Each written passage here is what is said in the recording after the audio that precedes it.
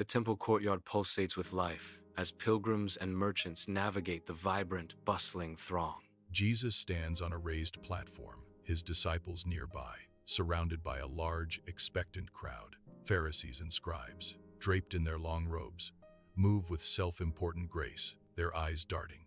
They exchange haughty glances, their prominent phylacteries catching the light as they observe the scene. In the temple courtyard, Jesus stands before a vast crowd, his presence commanding, his voice resonating through the open air. He gestures subtly, his eyes fixed on a group of Pharisees nearby, their faces stern and unyielding. The crowd hangs on his every word, their expressions a mix of awe and deep contemplation. Jesus declares, "The scribes and the Pharisees sit in Moses' seat, so practice and observe whatever they tell you." His gaze intensifies, a silent challenge in his eyes, as he continues, "But not what they do." His voice pierces the air. He concludes with a profound indictment, "For they preach, but do not practice."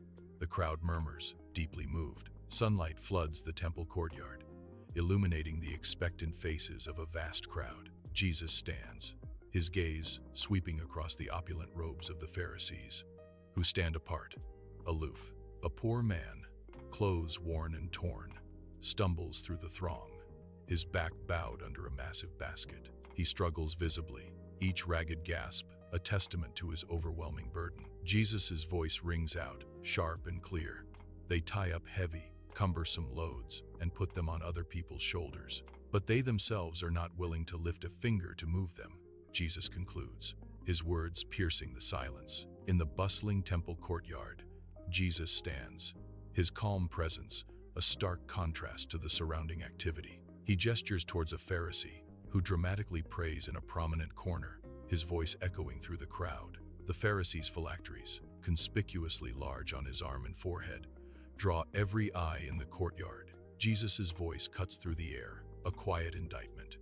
Everything they do is done for people to see. In the temple courtyard, the Pharisees stand tall, their flowing robes a stark display of their proud stance. A young scribe, full of self-importance, preens and adjusts his elaborate garment. Jesus speaks, his words cutting through the air with a quiet authority. His gaze sweeps over the assembly, observing the reactions to his pronouncements. They desire the most important seats in the synagogues and the places of honor at banquets, Jesus declares. His voice, though calm, carries the weight of profound truth, exposing their vanity. In the temple courtyard, Jesus turns, his gaze sweeping over his disciples, a silent command in his eyes. The warm sun bathes the ancient stones as his piercing gaze lingers on Peter and James, a moment pregnant with unspoken meaning.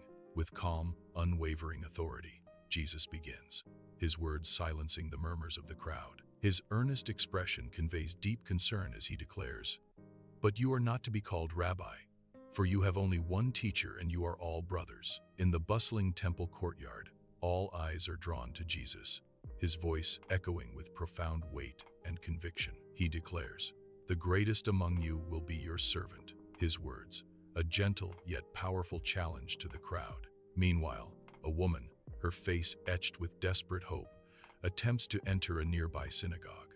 A stern-faced Pharisee, his robes pristine, blocks her path with an unyielding hand, his expression cold and unforgiving. Jesus condemns, "Woe to you, teachers of the law and Pharisees, you hypocrites! You shut the door of the kingdom of heaven in people's faces."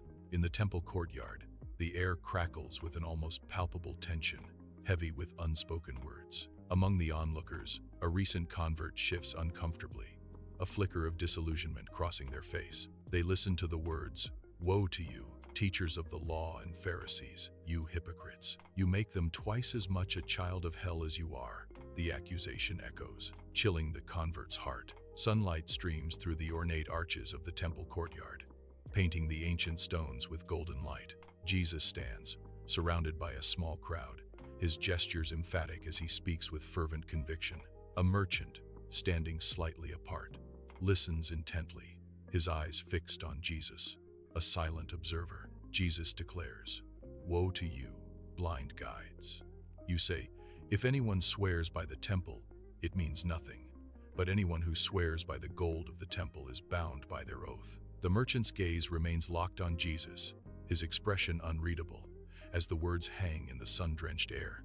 In the temple courtyard, Jesus stands, his gaze sweeping across the faces of the assembled crowd, a calm authority in his eyes. His voice, calm yet authoritative, carries through the courtyard. You also say, "If anyone swears by the altar, it means nothing." He continues, his words piercing the air. But anyone who swears by the gift on the altar is bound by their oath. With a powerful question, he challenges them. "You foolish and blind, which is greater, the gift or the altar that makes the gift sacred?" A palpable murmur ripples through the temple courtyard, a mixture of agreement and fear. Jesus' voice, clear and resonant, slices through the hushed crowd.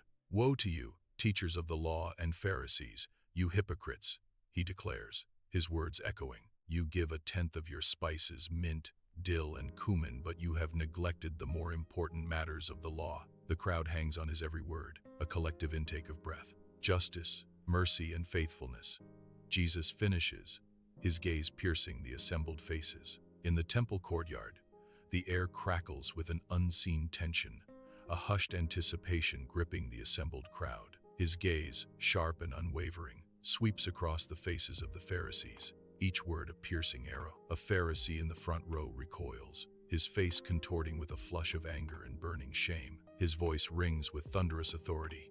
"You blind guides, you strain out a gnat but swallow a camel," he declares, his words a searing indictment. In the temple courtyard, Jesus stands before a vast crowd, his eyes ablaze with unwavering conviction. He gestures with authority, his gaze sweeping over the assembled teachers of the law and Pharisees. A perfectly dressed Pharisee watches with a sneer, his manicured hands clasped, a picture of disdain. Jesus' voice rings out with fervent accusation. "Woe to you, teachers of the law and Pharisees, you hypocrites! You clean the outside of the cup and dish, but inside they are full of greed and self-indulgence." The crowd hangs on his every word, a tremor of understanding passing through them. He stands before a small gathering of disciples in the temple courtyard, his gaze direct and unwavering. The disciples watch him intently, their expressions shifting subtly as his words sink in. A profound wisdom echoes. "First clean the inside of the cup and dish, and then the outside also will be clean." They exchange knowing glances, a shared understanding passing silently between them. Jesus' voice, heavy with sorrow, echoes through the temple courtyard, a stark contrast to the meticulously kept stones. He gestures around, his gaze piercing the ornate decorations, seeing beyond their outward beauty. His words paint a stark image, contrasting outward appearance with inner corruption. "Woe to you, teachers of the law and Pharisees, you hypocrites," Jesus proclaims, his voice resonating with sorrow. "You are like whitewashed tombs, which look beautiful on the outside, but on the inside are full of the bones of the dead and everything unclean." He concludes, his gaze fixed and sorrowful. A voice echoes through the temple courtyard, likening the religious leaders to tombs, a chilling analogy. The crowd stirs, their unease palpable as they absorb the harsh comparison. Many eyes dart towards the religious leaders, their gazes filled with accusation and doubt. "On the outside you appear righteous, but on the inside you are full of hypocrisy and wickedness," the voice declares, condemning them. In the temple courtyard, the air crackles with an unspoken tension, thick and heavy with anticipation. A resonant, clear voice cuts through the stillness, its authority undeniable, commanding immediate attention. A group of Pharisees, adorned in fine linens, stand with an air of proud self-satisfaction. Their faces, a carefully crafted blend of piety and arrogance, betray their true intentions. They stand before a newly constructed monument, a symbol of their outward devotion, yet inwardly hollow. The voice echoes, "Woe to you, teachers of the law and Pharisees, you hypocrites! You build tombs for the prophets and decorate the graves of the righteous." In the temple courtyard, Jesus stands amidst the Pharisees, his gaze unwavering, a beacon of truth among ornate robes. He gestures, his words cutting through the air, sharp and profound. A Pharisee, clad in rich garments, nods sagely, a self-satisfied smirk playing on his lips. He misses the profound irony as Jesus declares, "And you say, if we had lived in the days of our ancestors, we would not have taken part with them in shedding the blood of the prophets." His words hang, a stark accusation. The stone courtyard of the temple hums with a palpable, escalating tension. Jesus' voice, a thunderous echo, reverberates off the ancient, unyielding walls. The Pharisees, once smug and self-assured, now stand before him, their expressions visibly stunned. So you testify against yourselves that you are the descendants of those who murdered the prophets. Their faces, initially flushed with indignation, dramatically drain of all color, revealing an unsettling pallor. Go ahead, then, and complete what your ancestors started. Jesus commands, his voice echoing their doom. In the temple courtyard, a hush falls as he gazes at the crowd, his voice resonating with an undeniable power. The air grows thick with tension as his words cut through the silence, capturing every eye. He condemns them with stark fury. "You snakes, you brood of vipers." His voice echoes, a chilling question hanging heavy. How will you escape being condemned to hell? In the temple courtyard, an unspoken tension hangs heavy, chilling the very air. Jesus stands before his disciples, his gaze penetrating, filled with a profound and somber premonition. He speaks of their future, a chilling prophecy of trials to come. "Therefore, I am sending you prophets and sages and teachers," he warns, his voice resonating with grave certainty. "Some of them you will kill and crucify. Others you will flog in your synagogues and pursue from town to town." In the temple courtyard, the air grows heavy, thick with the echoes of ancient stones and untold stories. As a voice begins to speak, the words resonate, an ominous pronouncement. "And so upon you will come all the righteous blood that has been shed on earth." Each syllable carries the weight of history, painting a grim tapestry of past injustices and sacrifices. The voice continues, detailing the lineage of suffering, from the blood of righteous Abel to the blood of Zechariah, son of Berechiah. A chilling accusation hangs in the air, a stark reminder of the ultimate betrayal, whom you murdered between the temple and the altar. In the temple courtyard, Jesus stands before a hushed crowd, his gaze firm and unyielding. The air crackles with anticipation as Jesus speaks with a solemn, commanding authority. The crowd exchanges nervous glances, a palpable fear flickering in their eyes as his words resonate. The Pharisees, rigid and unyielding, glare at Jesus, their anger a simmering storm beneath composed exteriors. Jesus declares, "Truly I tell you, all this will come on this generation," his voice cutting through the tension. In Jerusalem, the late afternoon sun bathes the city in a golden glow,